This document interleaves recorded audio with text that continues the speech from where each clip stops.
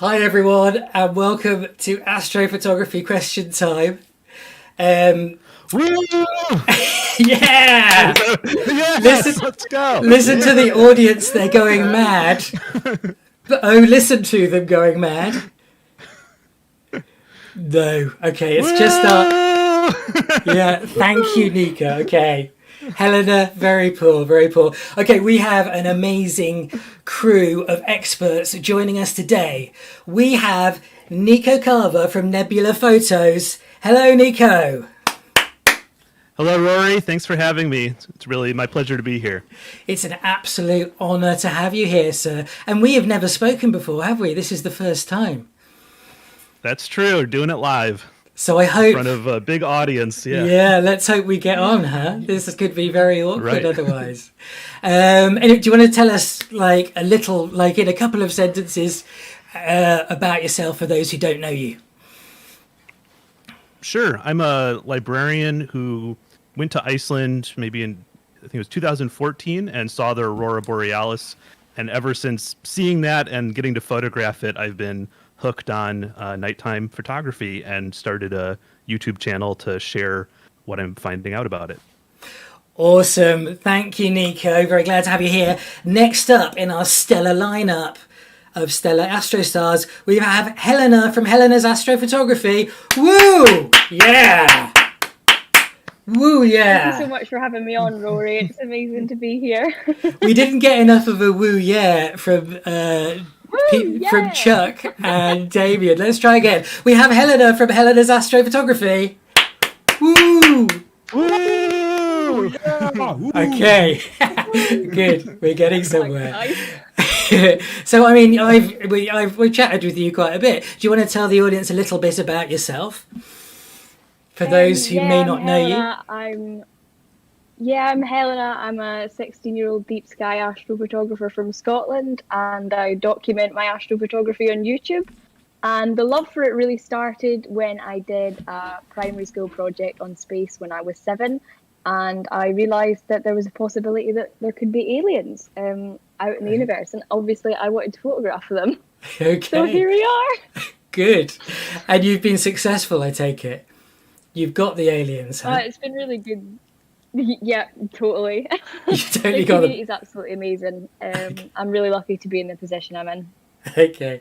Helena, it's very, very good to have you here. You're a fantastic person and an inspiration for many, I believe. Okay, next in our amazing lineup is His Royal Highness Damien Peach, who is an absolute superstar as far as I'm concerned. So let's all give it up for Damien Peach. Yeah, dude. His Peachiness. Hey, Damien. That's a great welcome. That's a great welcome. In case anyone doesn't know about you, and I know you're going to be over-modest, please tell us a little bit about yourself. Well, I've been photographing the night sky for about 25 years, primarily focusing on high-resolution photography of the moon and planets. Yeah, and he won't. So it is my personal belief that Damien is the best planetary photographer. But there are others who are really good as well. So I'm sure he'd say, but he has been pioneered the technique, and anyway, that's what I think. I'm sure Damien will say, no. But anyway, that's my opinion. I'm super glad to have Damien here. I'm really pleased he made it. And last but not least, coming from I think the outskirts of Detroit, is that right, Chuck? We have, we have Chuck from Chuck's Astrophotography. Everyone give it up for Chuck. Yeah! Yay, Chuck! Chuck! Whoa. Wow, I can't believe I'm on here with all these legends. That's the first time I've ever talked to Nico as well. I was so glad to see he was going to be on this. Awesome. And Damien is such a legend. I've heard so much about Damien Peach. Yeah. I almost feel like he's not worthy of being on this call. None of us are really worthy of being here, Chuck, but let's just pretend we belong, okay? Let's just wing it for a while. You, however, have got 4 APODs, which is 4 more than I have, so I feel you belong on the stage a little bit more than I do, huh? Well, I get lucky once in a while. If you submit hundreds of them, you're bound to get lucky. All right, so I mean, it's just fantastic to have you all here. I'm so grateful. Chuck, especially, has been a little. You've been a little bit poorly, haven't you, Chuck? So, if your voice gives up or you're feeling a bit crock still, just put the heads up, and we'll get you replaced. Everyone is replaceable. All right. Right. And just for those of you on YouTube who are thinking, why are there only 4 people sort of going cheering? That's because there's only 4 people on the stage. And actually in our audience, we have quite a few more than that. I don't even know how many we've got, in fact. 262 in our audience right now, which is awesome. Okay, so first extremely lucky person to be brought up on the stage. I'm assuming it's you, Sips11. How you doing? Sips11, we can't hear you. Okay, while you sort your microphone out, Toaster, could you throw us another... Oh, hello, Sips? Okay, yeah, okay. CMDR Boomer Sooner. It's a great name. Are you able to speak, sir? Hello. Hello, awesome. Please, could you just tell me where you're calling from? Dallas, Texas. Dallas, Texas. All right, awesome. Very good. And just a little bit about you. Have you started astrophotography yet? Yeah, I, for Christmas, got the ASI 2600 Pro. I've been using that for the past couple of days to get some of my first, actually good pictures that weren't with just, my phone and, awesome. just the moon. Awesome. All right, go ahead. So, taking 3 pictures. Awesome. Excellent. Ask your question, please, sir. So, I've been wondering, is there a good app or process to plan out your nights, what you're going to photograph that night before you go out and set up the telescope? Okay, yeah, good question. We'll answer it fairly swiftly, as it's not a newbie question particularly. But yeah, Nico, what do you reckon? A good app for planning your stuff? Well, there's a website. I think it works on a phone too. It's called Telescopius, like telescope and then ius.com. And it will take into account your location and the time of year and give you some suggestions. You can filter results. And then it's integrated the digital sky survey, so you can actually sort of get an idea and, put in your gear to get what's called a field of view indicator. So you can actually sort of see how the object, whether it's a nebula or a galaxy or whatever, fits on your sensor with your telescope. Awesome. Excellent answer. Helena, do you have anything to add? Yeah, so if you're trying to avoid obstructions like trees and stuff maybe in your garden, stellarium's a really good one. You can input a panorama, just taken on your phone into stellarium, and it can show you the foreground of your garden and relative to the stars in the sky, and you can plan out where the objects are going to be, if it's going to clear a tree or whatever. So yeah, I find that really useful for planning my imaging sessions. Awesome. That's super awesome. Damien, do you want to add any more, or have we covered it?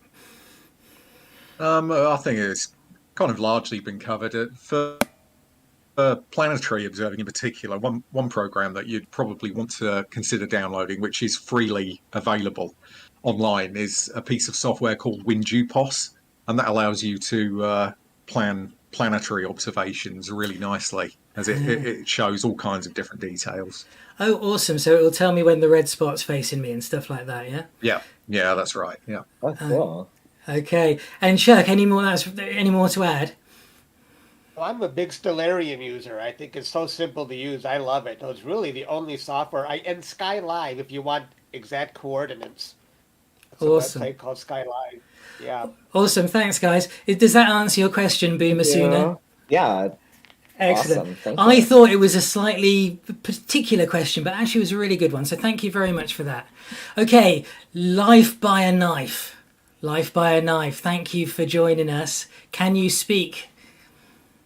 I think so. Okay, excellent. And where are you calling from? I'm calling in from Colorado. Colorado. Awesome. And what's the weather like for you right now? Well, it's pretty sunny right now. It's pretty windy. It's going to snow tonight. Oh, okay. So it's okay. At least you've got a bit of sun. We haven't seen the sun in the UK for approximately 4 months. But let's not start on that, shall we? Otherwise I might have to jump out the window. So please, life by a knife, what is your question? So I'm new to this. So I bought a Dobsonian, a 10-inch XT, and I've been getting pretty lucky with the planets and whatnot, with lucky imaging. But I was wondering if there was any kind of way that you could track with the Dobsonian. All right, and just before we go on, lucky imaging, that's a imaging technique. So you've just started and you've been lucky imaging the planets, yeah? So you've been videoing them with what sort of camera have you been using? I've been using an SB305. Oh, right, okay. And you can control the exposure length with that, can you? Yeah.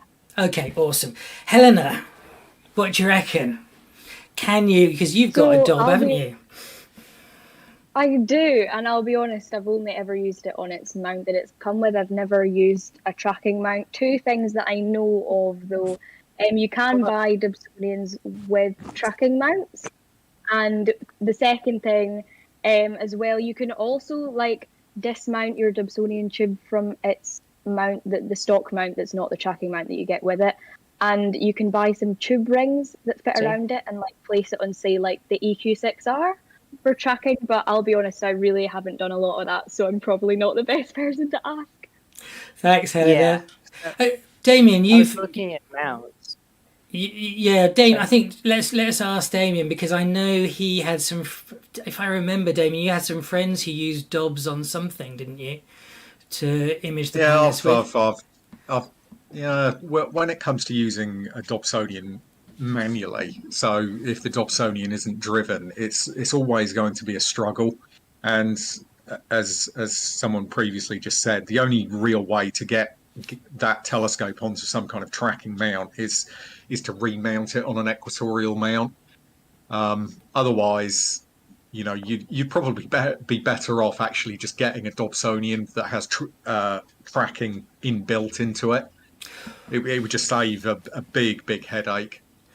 What about those? You can sit a Dobsonian on a thing that kind of turns round, can't you? Yeah. What are they like? You can get. Yeah, you can. Yeah, they're okay.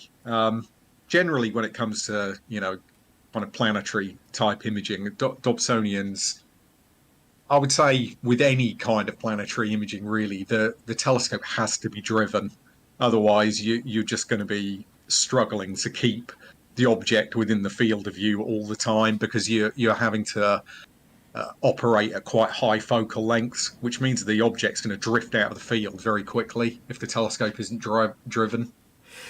So I've gotten pretty lucky just pushing it by myself.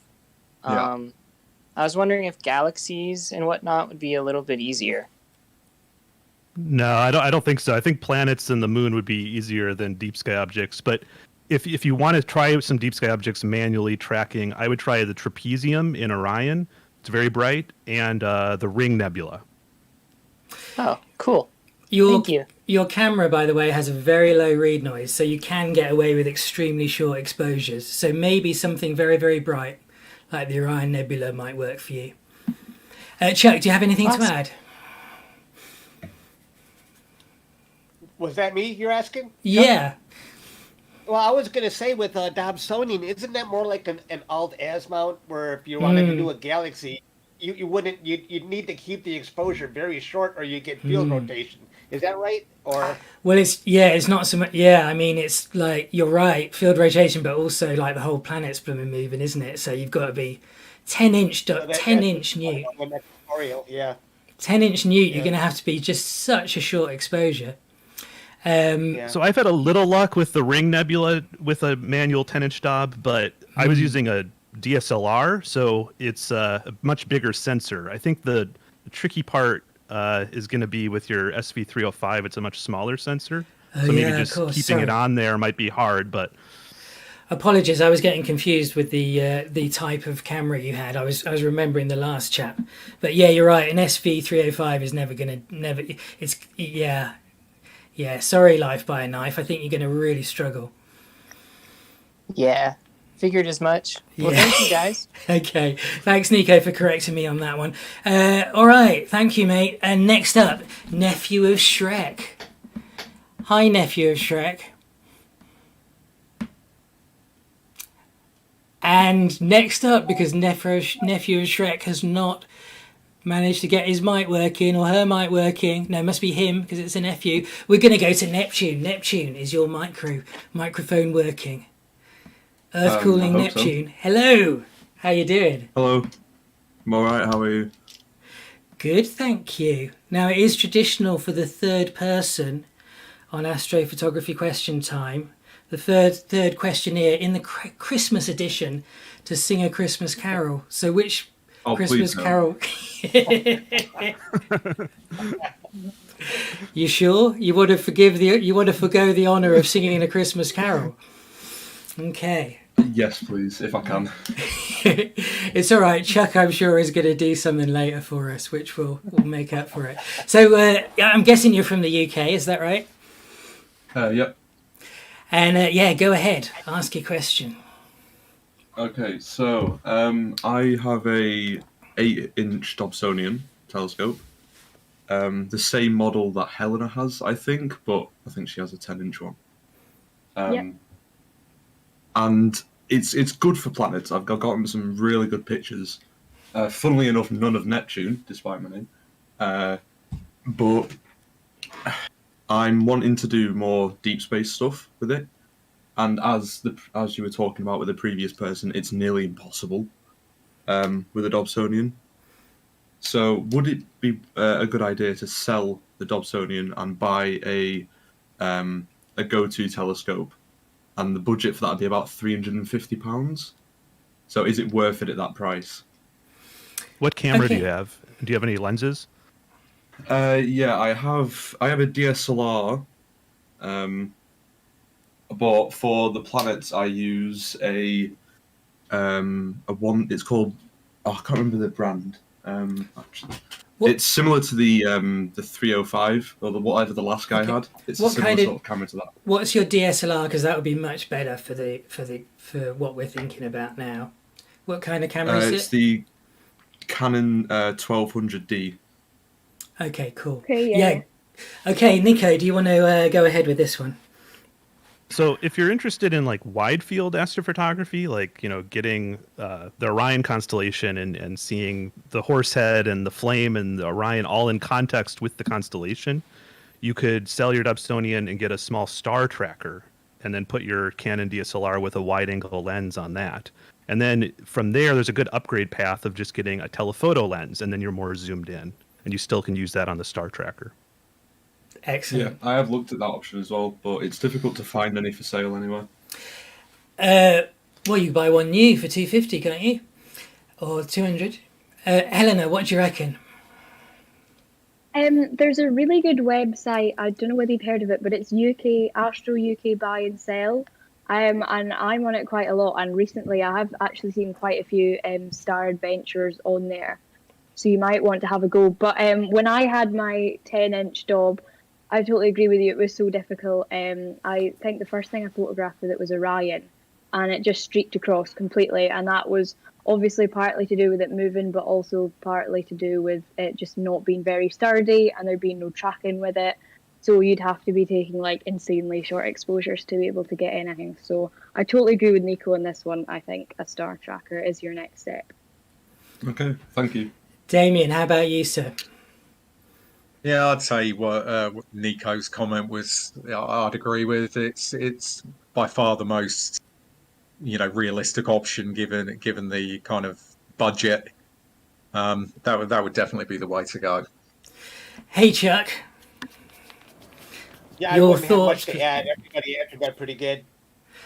If it's okay, I'm just going to add that the Star Adventurer is a great star tracker, and also the Skywatcher AZ GTI costs the same, they're under. Last time I looked, they were like 250, and you can pimp it a little bit to make it the AZ GTI and equatorial mount. If you're a little bit geeky, right, you can end up controlling that with your phone. You can end up controlling it with your computer. You stick your 1200D on it with a lens. You can have it imaging all night, automatically controlled by a computer, various different targets through the night.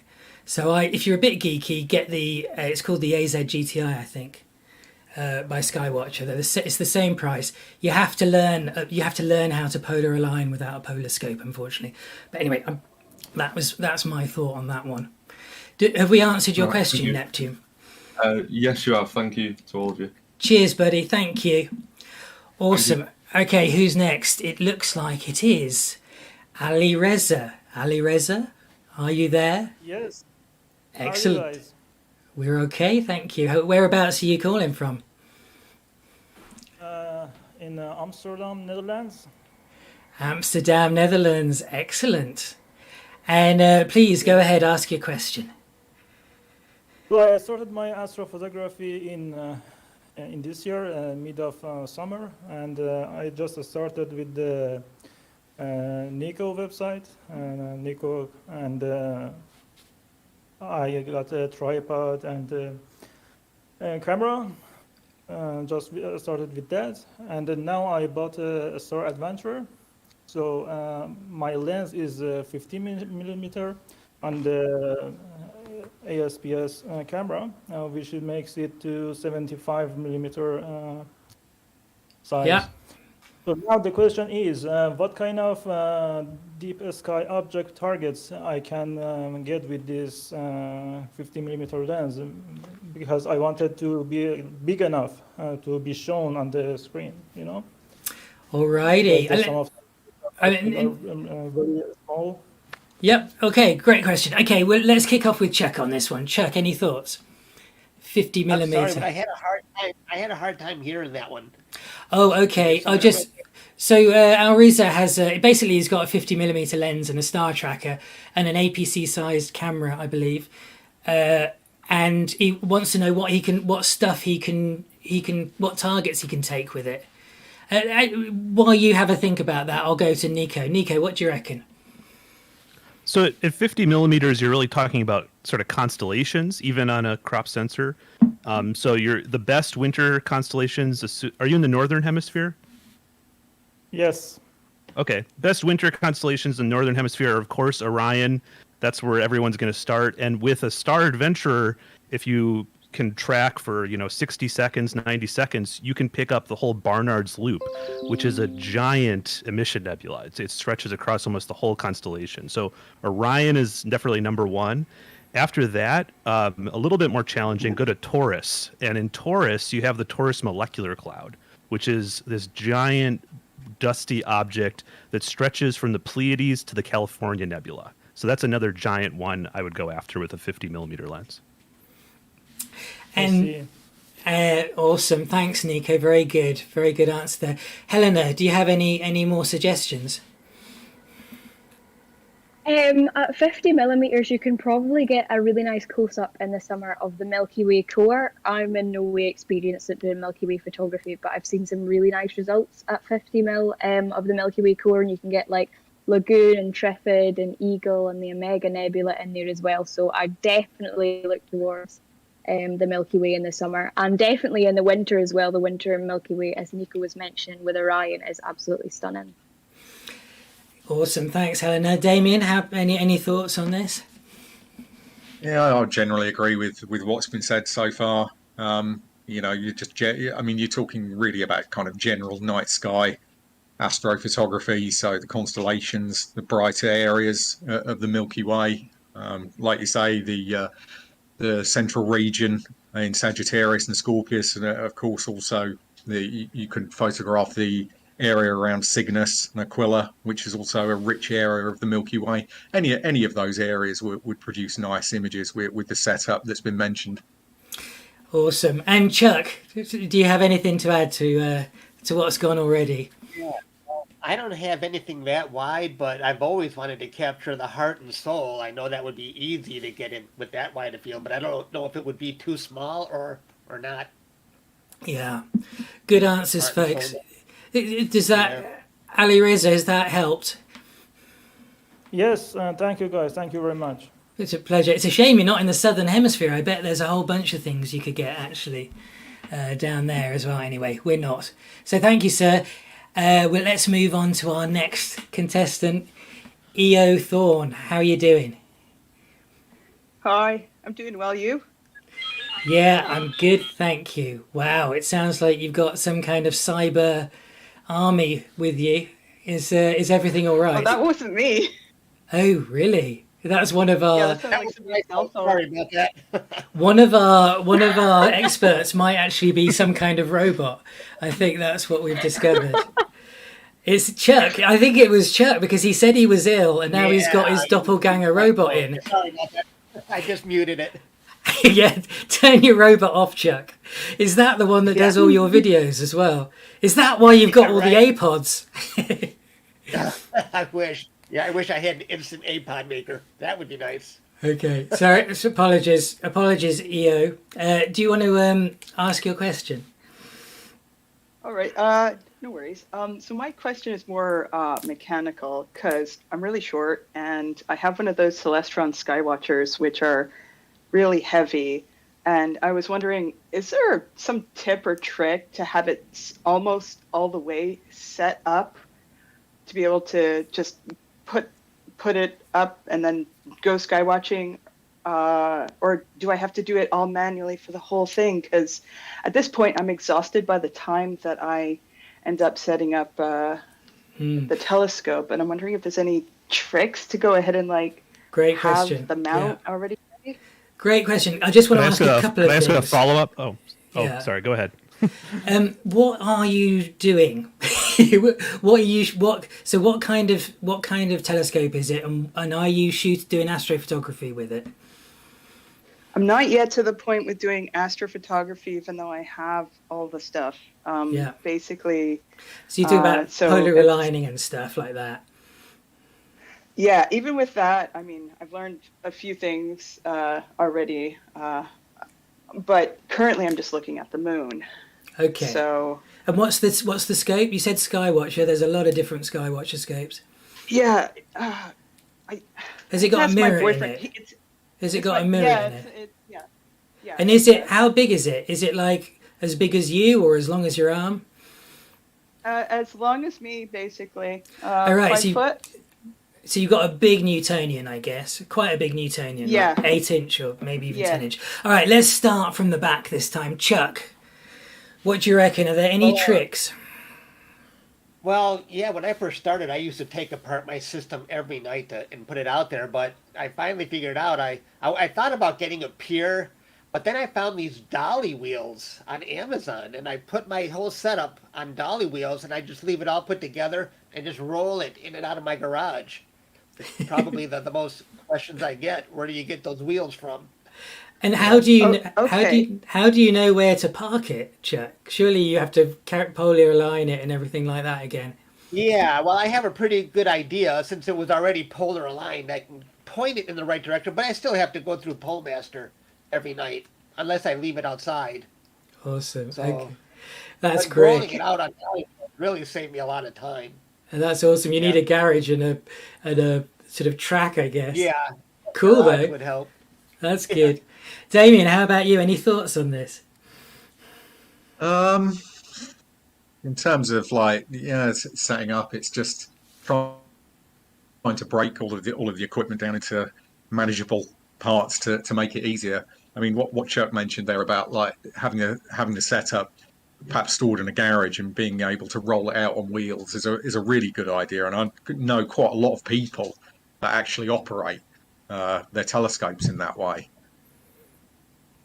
Cool. So you think that's the way forward? Yeah. It does sound a good idea. Helena, how about you? So the heaviest part's also obviously going to be your mount, and I can sympathise because I'm 5'2". I'm not very strong. So if you keep your mount, like I've seen these things online, and I'm not actually sure like their official name, but they're these like plastic garden rows and they're relatively cheap, like on Amazon. And like gathered, I'm not sure how weatherproof they are, so definitely check that before you buy one and stick your mount under it for the rain to go on it. But that's a possibility for like keeping the heaviest part outside so that you only have the telescope and a laptop to take out. I thought you said garden gnomes then, not garden dome. That's No. quite funny. So it's not. I It's would be the garden gnome. Yeah.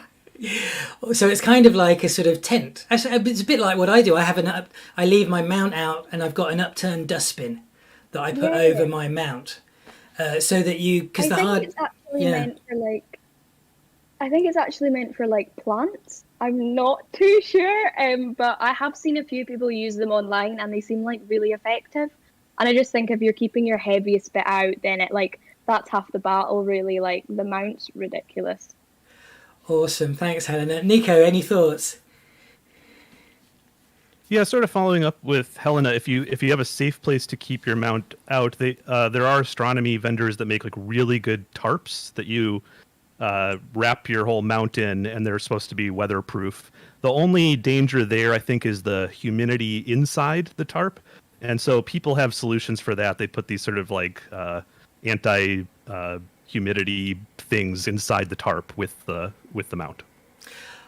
Io, does that answer your question? We're saying that if you the most pain in the ass thing, excuse my French, is the mount, and if you can leave it out there permanently, protected, then that's quite a good idea. Does that help you at all, or is there something else that you were struggling with?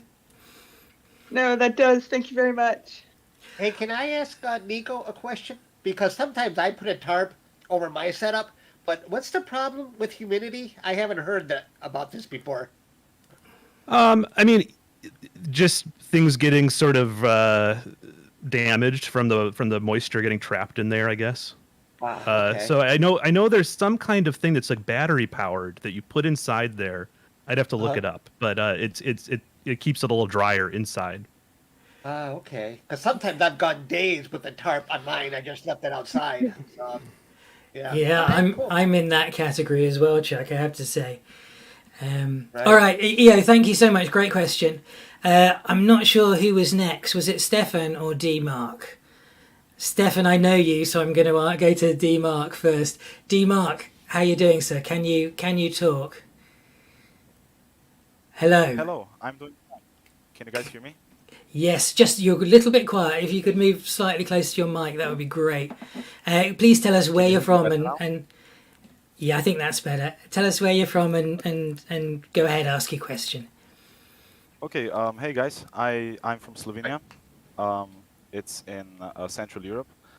I have a question about telescopes for astrophotography. Actually, Newton telescopes. So basically, right now, I'm using a 4-inch Newton on an equatorial mount for visual observation. But I wanted to get into astrophotography, so I wanted to get a bigger 10-inch Newtonian telescope. But there's like two different kinds of Newton telescopes. There's this Maksuktov Newton and the regular Newton. So I have this. Okay. I don't know if I should pick. So the regular- Maxi. Sorry, if you is that your? I'm sorry for butting in. I didn't mean to butt in. So the Max. So basically, you want to know whether to get a Newtonian or a Maksuktov. Is that correct? Yes, because I have heard that the Maksuktov telescopes don't have like the diffraction spikes. Right. And are you thinking at all about SCTs as well, which are slightly different to the Maksuktov? They're the Schmidt-Cassegrain telescopes that have the glass in the front. I've heard that the Cassegrain telescopes are very good for visual observation, but they're not as good as for astrophotography because of their aperture, like the f. Could I simplify your question down? Because I think it's possible when you said Newtonian Maksuktov that you're getting slightly mixed up with some of the telescope names. Essentially, you're after a big fat telescope to do astrophotography with, and you're wondering which is the best type. Would that be fair? Well, yes, but there is a Maksuktov Newtonian that has the. Oh, you're right. Gosh, you know what? You're absolutely right, and I'm wrong. I'm totally Yes, sorry. yes. Yeah, no, those are great. Okay, I'm sorry. I've got to shift where my head is. You're not a noob at all. Yes, Maksuktov Newtonian, excellent. Maksuktov Newtonian or ordinary Newtonian. I'm terribly sorry. So forgive me. Damien, what do you reckon? That's a tough question, actually. I guess in terms of cost, the Maksuktov Newtonian is probably going to be the more expensive. The ones I've seen are generally around f5.5 or f6. So yeah, it's a tough. Personally, I think myself, I'd probably go for the normal Newtonian, just because of the simplicity and cost, and it will deliver really nice images, and they're also very flexible instruments in what you can observe. So, for example, if you had a 10-inch f5 Newtonian, you could use it for pretty much everything you can imagine, from shooting wide field deep sky photographs to high resolution planetary. It's a very wide ranging telescope in its capabilities. And one of the great things, of course, about Newtonians is they don't cost the Earth either. So I'd probably opt for the standard Newtonian in that. Okay, so Good. I'm doing kind of like a bigger budget. Yeah. So I was wondering about the stars, because when you shoot astrophotography with the normal Yeah. Newtonian, it has like those spikes. Yeah. It looks like the stars have spikes. So I'm wondering, because Okay. also the So I Okay. take it from what you're saying, you're not a fan of like the spikes on the stars. yes. Yeah. And supposedly the Maksuktov Newton has a coma corrector installed. Yeah. Stuff like Yeah. that. So okay, let's. So sorry, Dima. It's just that I want to try and get through as many people as possible on the question time. If I just go through the others and see if they have anything to add, you can actually get flat glass as well to go on Newtonian if you really don't like the spikes, which are it's expensive though. And Chuck, what do you reckon? What do you reckon about Maksuktov Newtonian I have actually two mirrored telescopes. One is the Rasa, and another is an SCT. And so I'm not that familiar with the others. The only thing that scares me about Newtonians are that you have to collimate them. And if it were me having to roll out a Newtonian, I would worry that it would need to be collimated all the time. So I don't have a lot of experience with that. I've avoided getting Newtonians. So. Thank you. Can Nico. I just ask a quick follow-up question? Sorry, Dima. Is there like a big difference between f5 and f10 for astrophotography? Yeah, there is. Nico, do you want to? Big difference. Yeah, sure. I for deep sky, I would normally prefer to work at f5 because at f10 you're going to have to do much longer exposures to get to the same brightness level. So I'd rather work at f5, especially if you're pretty new to it. In terms of a Mac Newt, my worry is they're very heavy because of that huge corrector plate and sort of front heavy. So if you're new, I'd go with the regular Newtonian. I think it'd be better to learn on. Helena, do you have any thoughts on this? I'll be honest, I think it's been covered. I'm really Yeah. similar to Chuck. I've never delved into the world of Newtonians. I've only ever worked with refractors for astrophotography. But I totally agree with Nico. Stick with f5, faster focal ratio for whatever you're doing. It just means you're going to get more light quicker, basically. Okay, D-Mark, I hope we've answered your question. Did we? Thank you. Thank you very much, mate. Okay, Stefan. Hello, sir. How you doing? I'm great. I have a question mainly for Damien, and it is about the lucky imaging. All right, so we're trying. I know you, Stefan, so I can say my thoughts very directly. We'll try and get everyone to answer, but go ahead.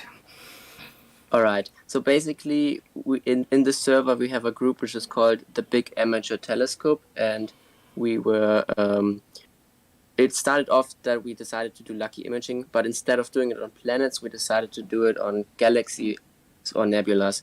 And the idea is basically that we take very short stubs of the stars and basically do the exact same thing that you did with planets, but on galaxies to try and get the sharpest stars. And I'm wondering what your opinion on this theory is. And we've already done some shots on this, so we already know a bit, but maybe you have something, like maybe you have some opinions on this.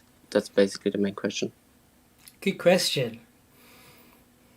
Damien. Yeah, I've actually tried lucky imaging on a few deep sky targets myself, and if you look on my website, there are actually a few results there, and I think it has a great potential to produce, particularly with galaxies and objects that are smaller, much sharper and better resolution than conventional long exposure deep sky photography.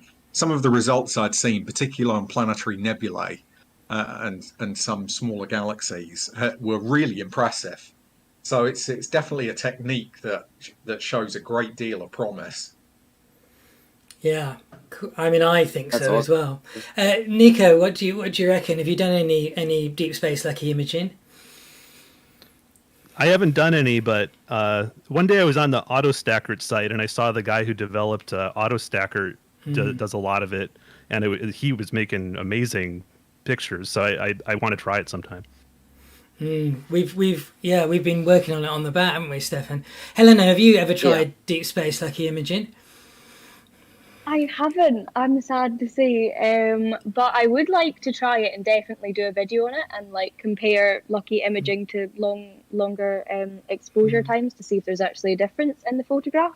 But I can't say I have done it. I'm really sorry. No, that's fine. It's it's not all roses doing it. You what you gain in resolution, you lose in signal. You with those short exposures, you get quite a lot of noise. Hey Chuck, how about you? Have you ever tried any? No, I've never tried something like that. No. Okay. Well, I mean, we've been. I'm just going to say it. We've been doing it on the bat. We have a couple of chaps who gotten really good at it, and we're doing sub 1 second exposures, and because galaxy cores are really bright, we're able to get an extremely more detail, significantly more detail, but very noisy images. So we need lots of people to join us on the bat to do it. Can't help feeling, Stefan, that you've been planted to make my life good. So thank you for asking this question that leads into the Big Amateur Telescope. Thanks, no problem. Mate. Yeah. I thought Damien Peach was the perfect person to ask this because he mentioned him. He is. I've actually had a chat with him about it a while. Damien, I had a chat with you. Do you remember we had a chat in the summer about this? Yeah. And you know what? I was supposed to make a video about it, but the whole autumn we've not had, because you need to have quite calm atmosphere, right, as well. Otherwise, it's not worth it. Yeah. The whole autumn, 8 weeks, 9 weeks. I've been waiting with Big Bertha. If you're on YouTube, you can see Big Bertha here. I've been waiting for a calm night to shoot one of the galaxies, and it just hasn't happened. It's been horrendous. Anyway. Yeah, well, I mean, like you said earlier on, it's basically been pretty much overcast for the last 4 months, hasn't it? And when we've had a clear bit of sky, blooming jet stream. It's just been yeah. That's why I haven't made a video about our video. So apologies for that. Anyway, thank you, Stefan. Next up, I'm guessing. I don't know, but I think it's Waisto. Waisto, are you there and can you talk? Yeah, mic working. Can you hear me? Great.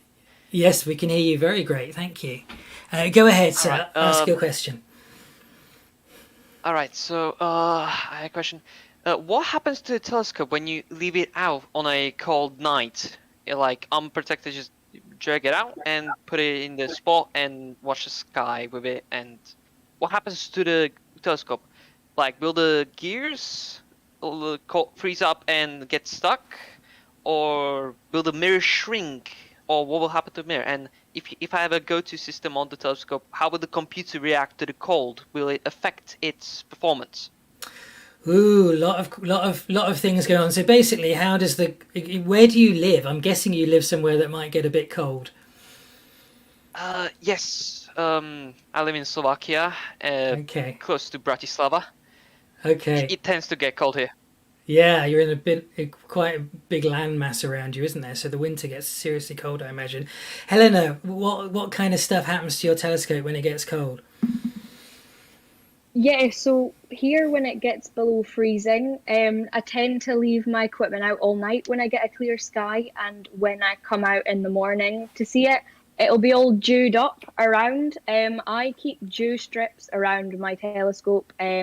Basically heat being slowly and gently pumped into the lens to avoid condensation forming on the lens.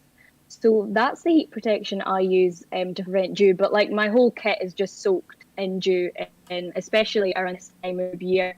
I use Nina for my image capture, and there's actually a thing that I can park my mount to the home position. I know you said something about gears being stuck, but I can just park my mount when my sequence is finished.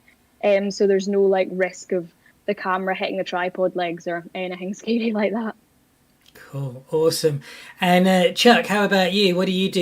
You live? Detroit must get pretty cold, huh? What do you do? It gets below 0 in Detroit, and my telescopes are outdoors or in an unheated garage all day long. 365 days a week, and I've never had a problem. The coldest I've ever imaged was about 10 degrees Fahrenheit. Never had a problem. As long as I have dew heaters around those lenses, it's never failed because of cold. What about things like focusing and stuff? Do you have to change focus through the night, or does it remain pretty steady? It's I notice focus is a lot better when it's cold than when it's warm, especially on my Rasa. I have a hard time focusing above 65 degrees Fahrenheit. But in the cold weather, I get pinpoint stars. Ooh, that's interesting. And, it doesn't really vary throughout the night either. So I love the cold weather for imaging. So, and I'm just saying the cold. Well, Nico, you can explain. I'm sure what happens to your telescope and mount when the cold comes, what it does to it. Yeah, I mean, glass is going to contract when it gets colder, but so you might have focus shift, but like Chuck said, in the summer, it actually often shifts more in temperature between the daytime and nighttime temps, so you might have to focus even more often. I haven't had much problem with cold. The only thing I'd say is I work on battery a lot because I'm someone who goes out to the dark sites and uses all batteries, and batteries don't last as long in the cold, so you might need more DSLR batteries, more laptop backup battery kind of stuff, because batteries just seem to drain a lot faster when it's very cold. Yeah, when I used to use batteries, I saw that with mine, Nico. They don't last as long when it's freezing outside. Damien, did you answer this question?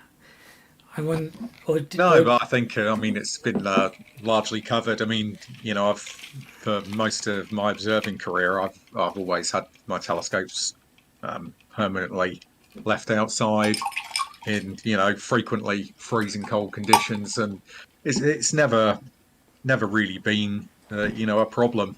It's as long as you look after them, keep an eye on them, just make sure they don't get wet. They're generally hardy, well-made things. I found.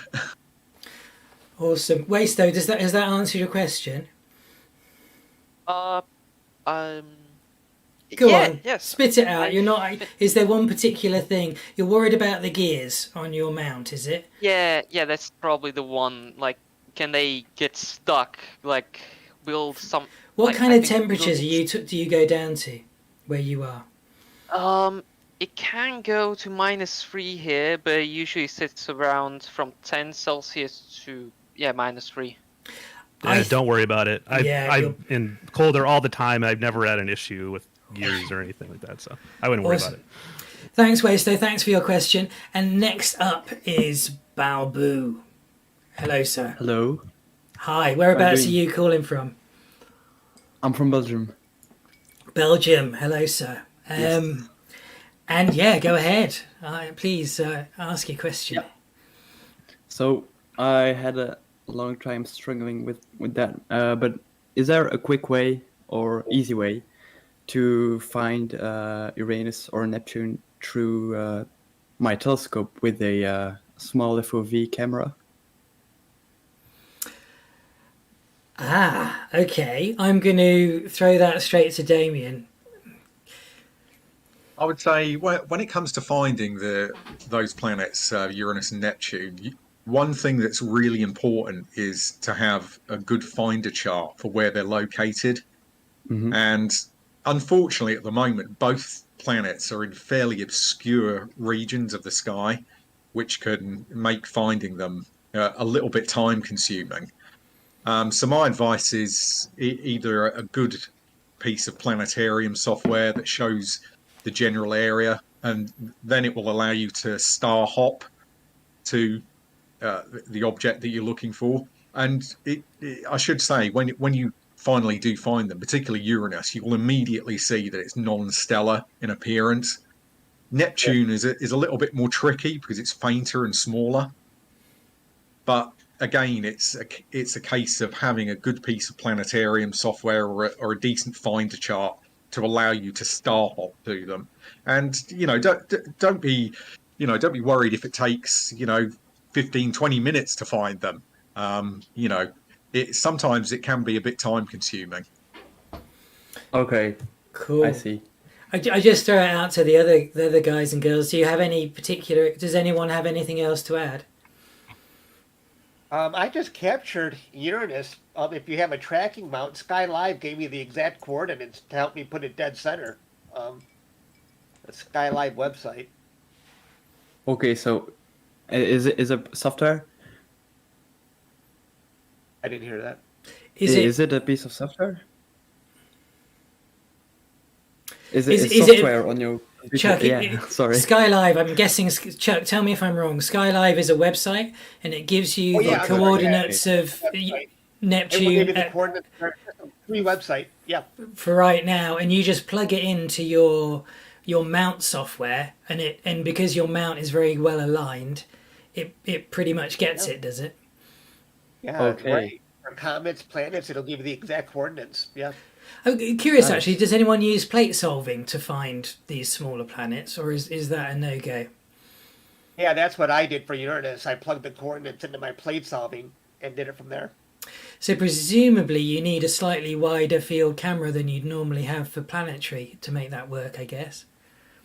Okay. Okay, yes.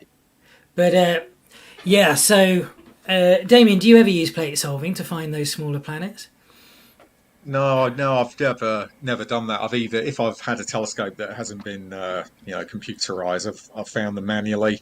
But obviously, if you've got a telescope that has a database and is GoTo, and you've got it set up correctly, it's just a case of typing in the object and pressing GoTo, and it should nail it within the field of view quite easily. Yeah, cool. Oh, okay. All right, thanks, Balbu. Nice. I hope we answered your question. No problem. Yes. Thanks for coming. Thank you. Nasuno, hello, sir. Oh, Nasuno's gone. Run away. Probably when pressing unmute. Yeah, press the. That was my fault. Sorry, Nasuno, please raise your hand again, and I'll get you back up. Okay, Nasuno, you've been consted, I'm afraid. Let's see what Marco has. Hey, Marco. Hello, everyone. I'm Marco from Italy.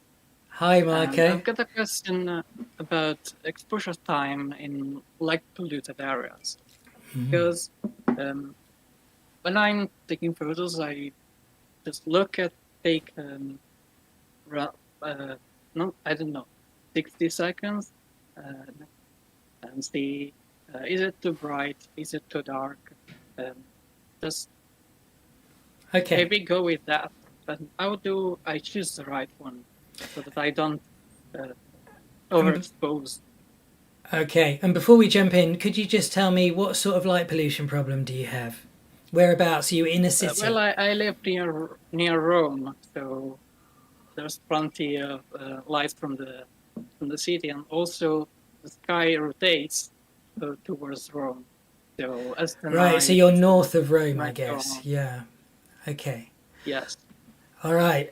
Who wants to go for this one? I can take it.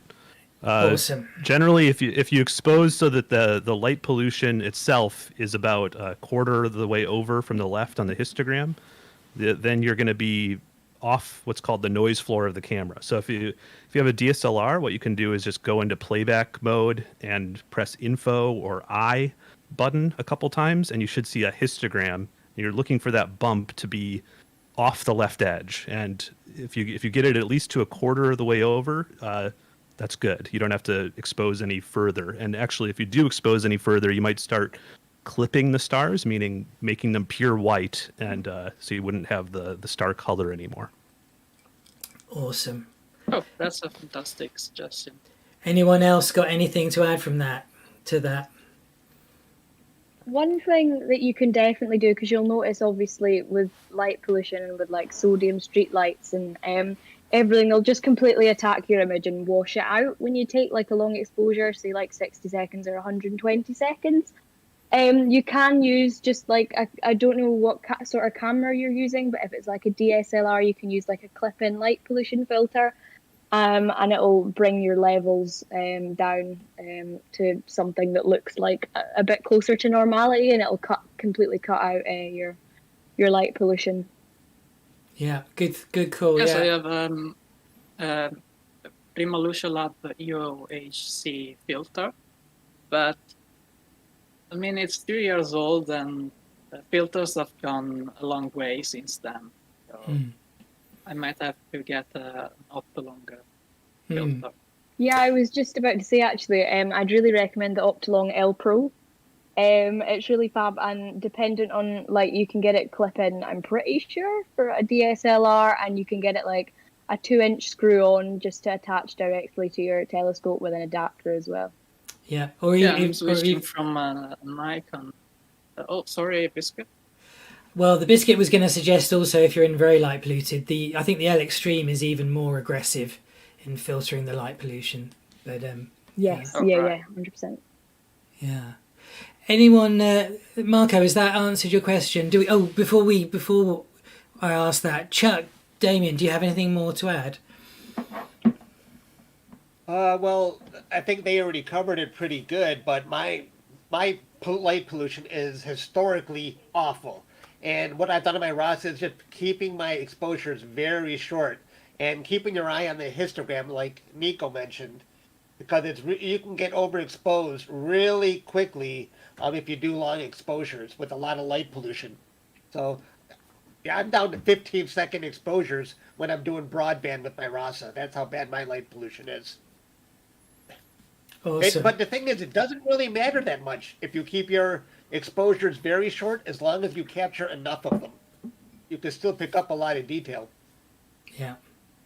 Yeah. Yeah, thanks. Have we answered your question, Marco? Yes, absolutely. Thank you. Just tell me, what's the weather like in Rome? Have you got clear skies or not?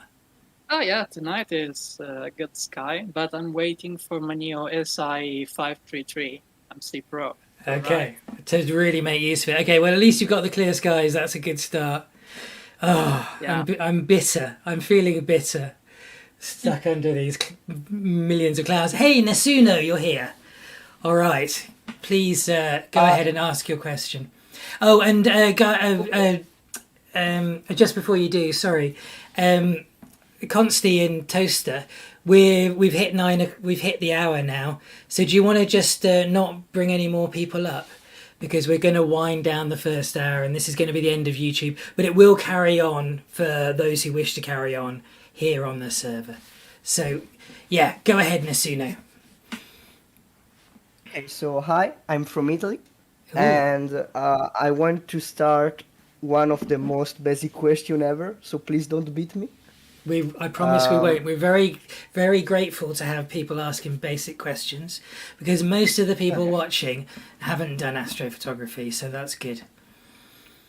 Okay, so I would love to start astrophotography. I got this curiosity for this on this summer, and I see on the internet a lot of cameras and shots made by the cameras, but I'm on a really tight budget, like 200, 300 euros.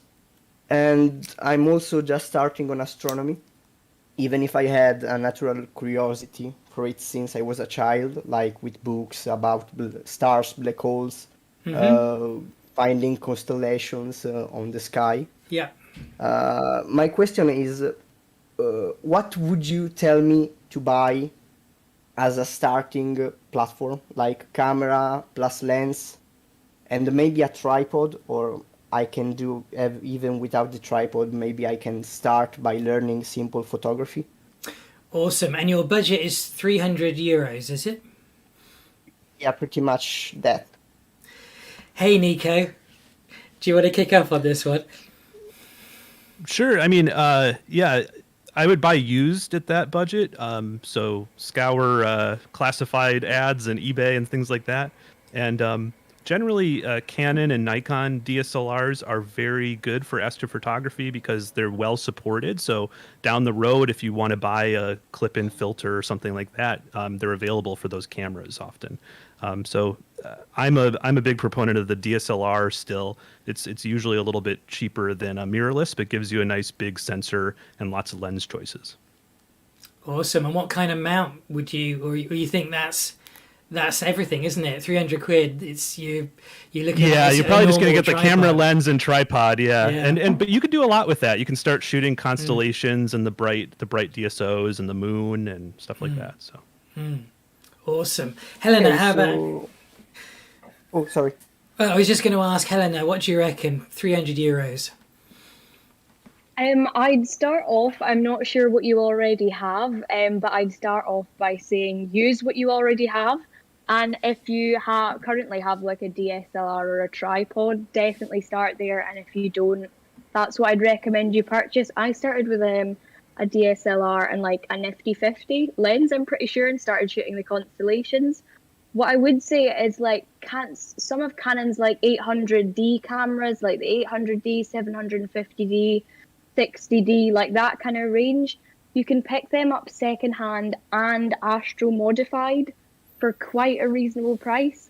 And if the camera's Astro modified, it's basically going to let in more hydrogen alpha light. So basically the nebulae that maybe, like for example in Orion, Barnard's Loop, you could use an Astro modded camera with like a 50mm lens on Orion to get like a wide field shot. Just stick the camera, the lens on a tripod and away you go, because it's wide enough. With shorter exposures you won't have problems with star trailing.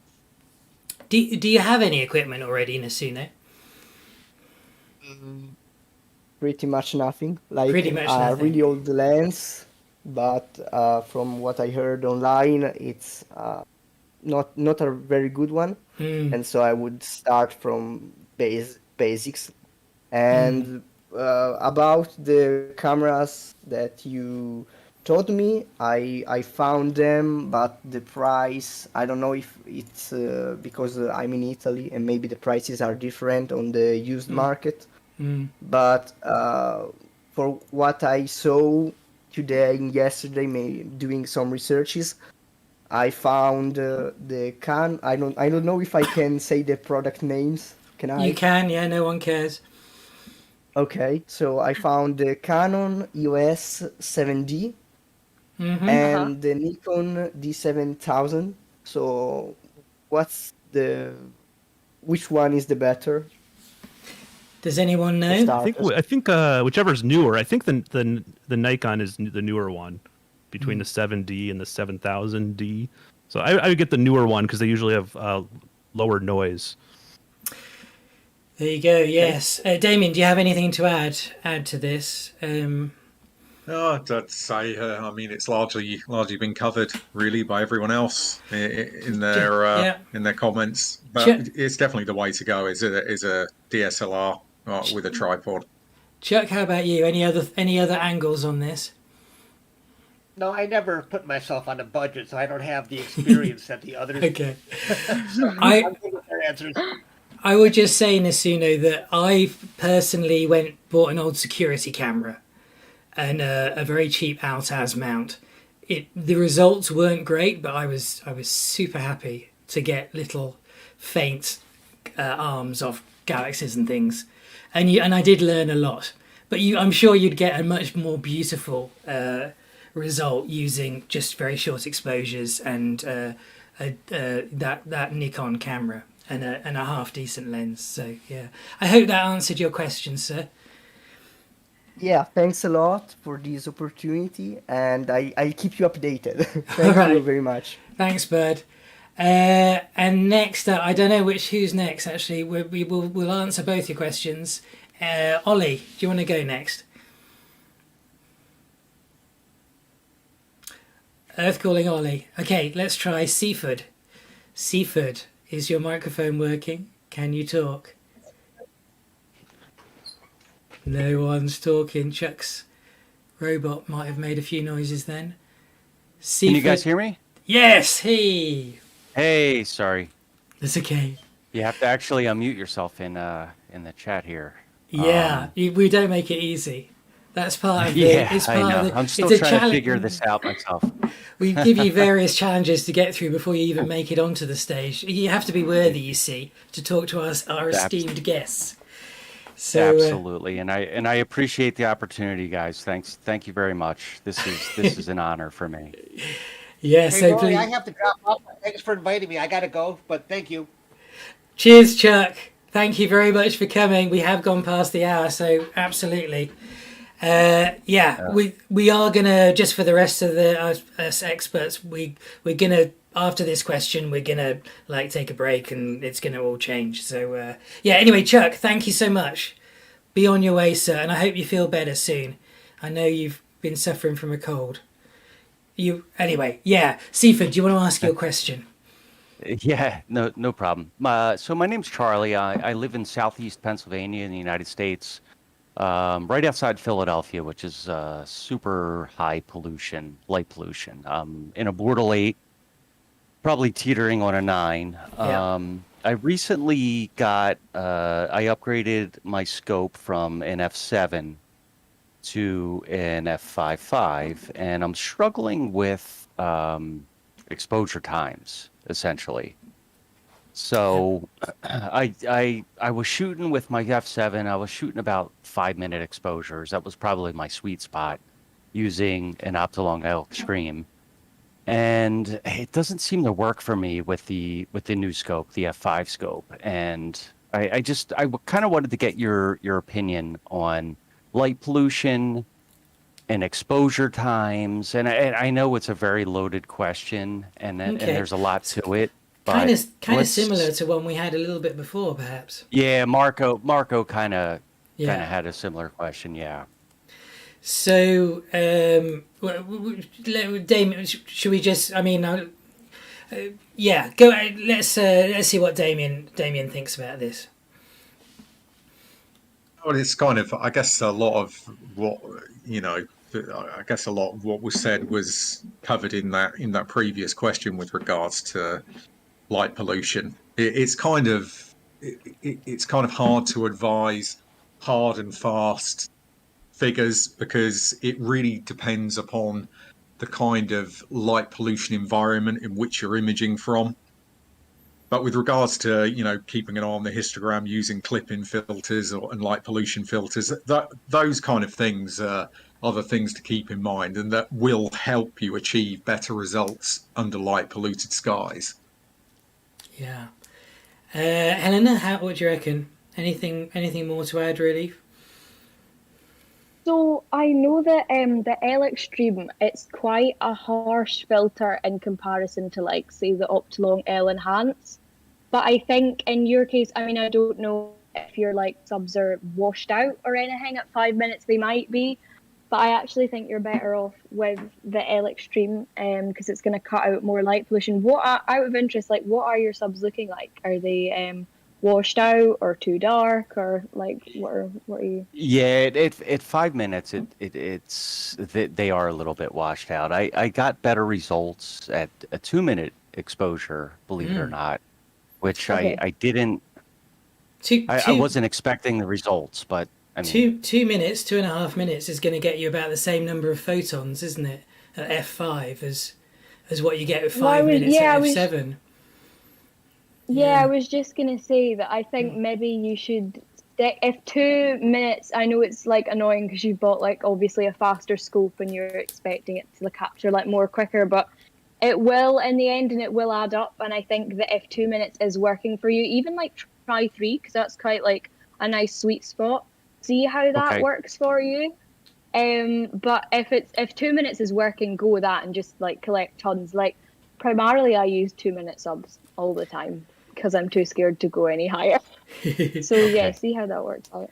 What do you reckon, Nico? Yeah, I agree. I think if the 2 minute subs are working better, do that. Don't feel like the longer sub exposures means anything. Really, what means something is the total time you put in. So go for the shorter ones. I've realized that as well. You know, it's like I can get 5 hours, you know, at 150 some pictures at 5 hours total, with 2 minute exposures as opposed to, 30, 40 pictures at 5 minutes. So is your how is your scope how fat are your scopes? How fat was your F7? What was its diameter? And what's the? It's 100. I got the Esprit 100. Oh, you've now got the Esprit 100. And what did you have before? What was the F7 one? I literally upgraded from an SV Bony. All right, the ED scope to the from F7.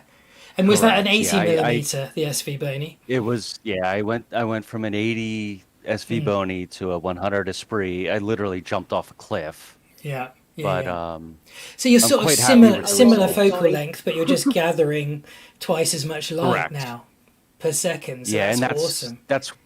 That's the difference, and that's where I was like struggling. You know, I didn't know what the different the 5.5 to the 7 would do to my exposure times. Yeah. Well, I hope we've answered your question, sir. Yeah, thank you very much. Bring it down, get that histogram. So what was it, Nico? 25% or something? Yeah, about 25-30%. Yeah. 25-30%. Okay, 30%. Right, awesome. Thank you, sir. If Nico calls himself an amateur, then I just wasn't born yet. So I just wanted to throw that out there. Very true. All right, thank you, sir. Thank you, guys. Guys. Appreciate it. All right, so we're going to say goodbye to our YouTubers now. Thank you for watching. And we better say thank you to the guests as well. So Nico, thank you so much for being with us. I hope you had a nice time. Yeah, thanks, Rory. It was fun. Good. Helena, really nice to see you again. Thank you so much. Yeah, it was so good to chat. Thank you for having me. We're actually, some of us are hanging on longer, but you're welcome to either stay or go as you wish. Yeah, totally. Damien, thank you, sir. Again, you're very welcome to stay. We actually do carry on, but we're just going to say goodbye to YouTube now. Thank you so much for coming. Really appreciate it. Yeah, it's great to be part of it. Good fun. Okay, so bye YouTube, bye everyone. If you want to hear more, come to the Discord server. Okay, bye. Oh, and before I say goodbye to YouTube, also thanks to the wonderful mods here, particularly Consti and the very beautiful Toaster for helping sort out all the questions. All right, thanks guys. Thanks all.